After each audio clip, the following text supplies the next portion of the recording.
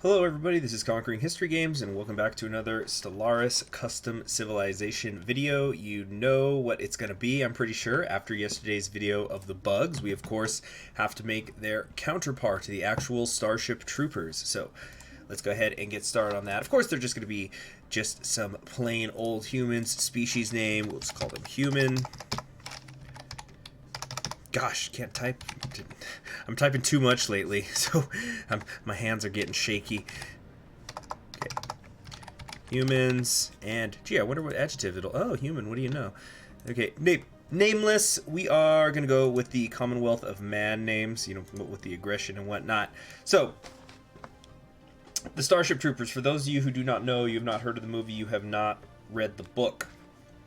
This, the name of this civilization is actually the Terran Federation, which I suppose we'll go over here and make that. The Terran Federation. And they have been skirmishing in space against the Arachnids, who I made in the last video, for quite some time. And eventually they end up getting into a full-blown war with the Arachnids because the Arachnids destroyed Buenos Aires. And the book Starship Troopers follows Rico as he is fighting in that war. And you see also his friends like Dizzy and stuff, although spoilers for the book, spoilers for like a 50-year-old book, or longer than that really. Dizzy actually dies in the first chapter, unlike the movie. The movie and the book are very different in a lot of ways, although I think they each have their own interesting appeal.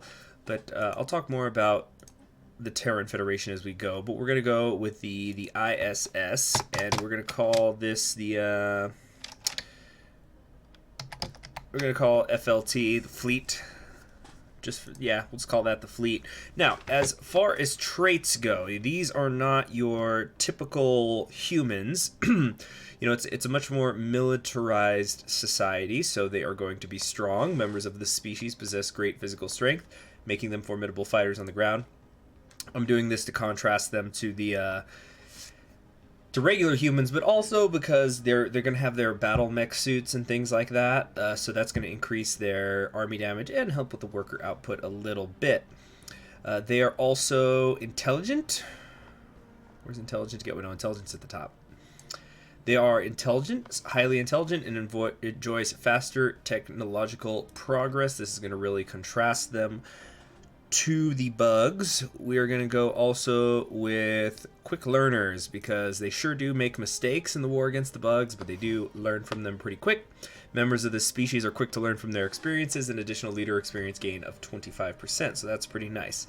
And of course, you know, we're at the negative trait 2, so we have to cancel that out, and we're going to do that by going with, where is it?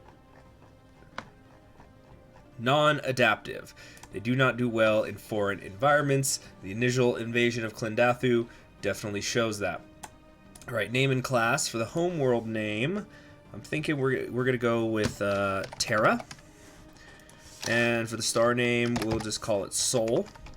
Having said that, I don't think we're going to have them... well, actually, I don't think I have anybody else starting in the Sol system. So, yeah, actually, we will designate the Terran Federation to start in the Sol system. Continental world, just pretty standard. We're going to go with the humanoid city government ethics. Alright, here is where the fun begins. These guys are going to be xenophobes, because they need to be able to purge the aliens. They can also enslave aliens. It will decrease their opinion of other species. They cannot give aliens full citizenship. They cannot allow aliens full military service. They cannot use refugees welcome species policy. This is going to lower their starbase influence cost and prop growth speed, so they're going to be able to expand a bit faster. The stakes could not be higher as we reach into the vast uncharted expanses of the galaxy, for we are gambling with the very survival of our species. Never trust the alien. The false smile hides an unknowable mind. We're in this for the species, boys and girls. Alright, obviously, militarist. We're not going full-blown fanatic militarist. But they can now use the no retreat war doctrine. Their ship fire rate is increased by 10%. Claim influence cost is decreased by 10%. The only true virtues are courage and discipline, and channeled properly, they can overcome any obstacle. Therein lies true strength, force withheld, a promise made. So finally, we're going to go with materialist. Allows academic privilege, living standards, cannot use AI outlawed policy, cannot use robot workers outlawed policy, decreasing the robot upkeep and increasing their research speed. As we reach for the stars, we must put away childish things, gods, spirits, and other phantasms of the brain. Reality is cruel and unforgiving, yet we must steel ourselves and secure the future of our race through the unflinching pursuit of science and technology. And we are in this for the species, boys and girls, so we definitely need that. Okay, as far as our civics go, the most obvious one is going to be... Wait, is it gone now? Where's the... Oh, my bad. Oh, they're democratic. I need to do that so I can open up everything. They're going to hold elections every 10 years to select a new ruler. Democratic governments have regular elections where all citizens can vote on who should represent them.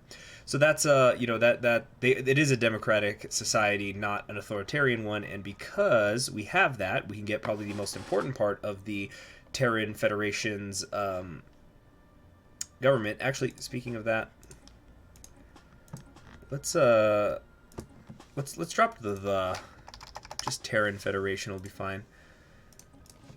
Okay, so anyway, our ethics. We are going with citizen service. Are you doing your part? Full citizenship and the political responsibility that comes with it is limited to those who have served a tour of duty in the military. Service guarantees citizenship. Soldiers also produced 1 unity. Naval capacity is increased by 15%. I'm able to do this because I'm not a fanatic xenophile, and I'm democratic and militant. So, you need those things to come together to be able to get access to the citizen service. And our other civic, got to go down here, is going to be nationalistic zeal. A strong sense of nationalistic pride permeates all layers of the society. War exhaustion gain minus 10%. Claim influence cost minus 10%. So they got some good claim influence stackers here. They're going to be pretty aggressive out there in the free-for-all. And so there we have it, our citizen republic. Next, advisor voice. We're going to go xenophobe. Purge the xeno, right? Adjective. We'll go with Terran. For the flag, I want the eagle, to match the citizen service image, which is, right here. We're going to go with the circle for the primary and secondary colors. I'm thinking something like that. Yeah, I think that's going to be perfect, because when I think of the purple and black when I think of the Terran Federation, because the original copy of Starship Troopers that I had, that's what its cover design looked like. Okay, and we'll do some planetoid ships. Finally, we've got the ruler. Oh my gosh, I'm trying to remember what was the name actually of the... Well, first off, we're going to go with a man. Well, it could be a man or a woman, but the ruler titles will be the Sky Marshal, since they're the ones who are helping conduct the war. So Sky Marshal. Whoops. What was his name? Bishop? I can fix this later. All right, military uniform's great. Let's maybe get the hair a little shorter. Let's do that. Okay, we're gonna do the pseudo weird warhawk kind of thing, and let's get some skulls to indicate our the fallen Xenos who we mount on our wall. And there you have it, the Terran Federation, aka the Starship Troopers. Let's see. It's going to be really interesting to see how they do in the free-for-all. I wonder if them and the bugs will spawn next to each other, so maybe we can see a war between them. Of course, the bugs are going to be at war with everybody because they're a devouring swarm, but perhaps the Terran Federation can save all the other sentient beings from said devouring swarm. We'll have to wait and see. Thanks for joining me on this latest episode of the Stellaris Custom Civilization. In the next episode, we are going to be looking at some non-humans, because there's going to be a decent amount of humans, as I've said before, in this free-for-all. But I'm going to try to alternate never having 2 human factions shown in a row. So I'll see you then. Subscribe if you haven't already. Let me know if you think the Terran Federation is going to win in the Battle Royale. And I'll see you in the next one. Bye.